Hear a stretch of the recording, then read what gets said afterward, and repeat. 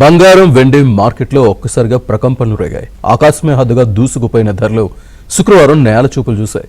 Record గరిష్టాల నుంచి భారీగా పతనం అవడంతో ఇన్వెస్టర్లు ఒక్కసారిగా ఉలిక్కిపడ్డారు. అసలు ఈ పతనం వెనుక ఉన్న అంతర్జాతీయ కారణాలేంటి? ఇది కొనుగోలుకు సరైన సమయమేనా?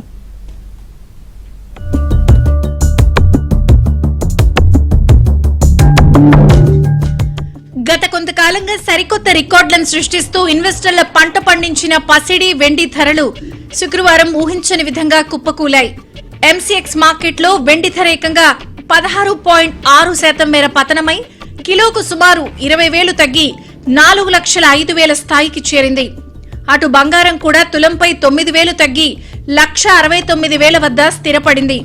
గురువారమే రికార్డు స్థాయిలో 1.80 లక్షలకు చేరిన బంగారం 24 గంటల్లోనే ఇంత భారీగా పడటం మార్కెట్ వర్గాలను ఆశ్చర్యానికి గురిచేసింది.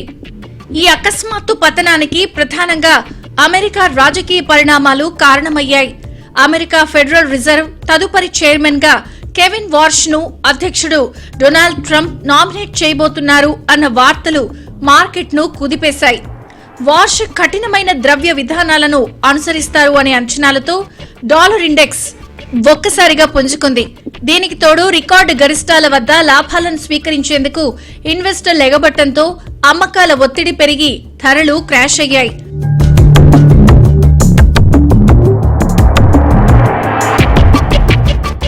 అంతర్జాతీయంగా డాలర్ బలపట్టంతో భారత రూపాయి చరిత్రలోనే అత్యంత కనిష్ట స్థాయికి పడిపోయింది.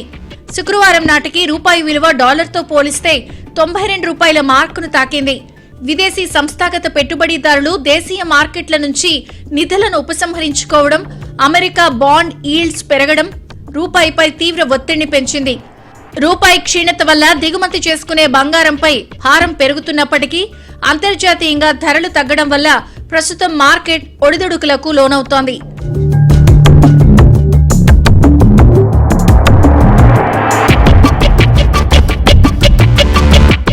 ప్రస్తుత పతనం తాత్కాలికమేనా లేక బుల్ రన్ ముగిసిందా అనే చర్చ మొదలైంది.